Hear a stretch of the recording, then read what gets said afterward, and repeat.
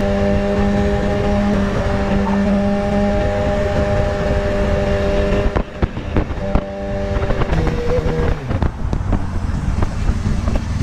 остановиться вздумала, сука?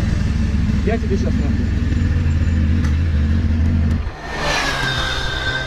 Ты куда едешь так, блядь?